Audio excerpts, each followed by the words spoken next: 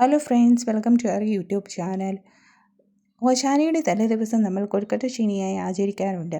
ഇതിനു പിന്നിൽ പല കഥകളും പറഞ്ഞു പരക്കുന്നുണ്ട്. പുരാതന ക്രിസ്ത്യാനികൾ വലിയ നോയമ്പിൻ്റെ 41-ാം ദിവസമാണ് ഇത് ഉണ്ടാക്കുന്ന പലഹാരമായാണ് കൊഴുക്കട്ടയെ കരുതപ്പെടുന്നത്. ഇതിൻ്റെ പിറകിൽ പറയുന്ന കഥയാണ് ബെഥാന്യയിൽ നിന്നും ജെറുസലേമിലേക്കുള്ള യാത്രക്കിടയിൽ ക്രിസ്തു ലാസറിൻ്റെ ഭവനത്തിലെത്തിയപ്പോൾ ലാസറിൻ്റെ സഹോദരിമാർ തിടുക്കത്തിൽ മാവ് കുഴിച്ചുണ്ടാക്കി യേശുവിന് നൽകിയ ഭക്ഷണമായാണ് കൊഴുക്കട്ടയെ കരുതപ്പെടുന്നത്. ലാസറിൻ്റെ സഹോദരിമാരായ മർത്തയും മറിയവുമാണ് കൊഴുക്കട്ട ഉണ്ടാക്കിയത്.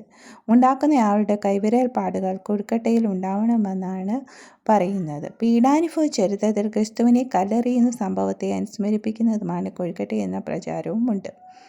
ക്രിസ്തുവിൻ്റെ തൈലാഭിഷേകം നടത്താൻ ഭക്തസ്ത്രീകൾ കരുതിവെച്ച സുഗന്ധദ്രവ്യങ്ങൾ അടക്കം ചെയ്ത പാത്രത്തെ സൂചിപ്പിക്കുന്നതാണ് മധുരം അകത്ത് ചേർത്ത് വെച്ച കൊഴുക്കട്ട എന്ന അഭിപ്രായവുമുണ്ട്.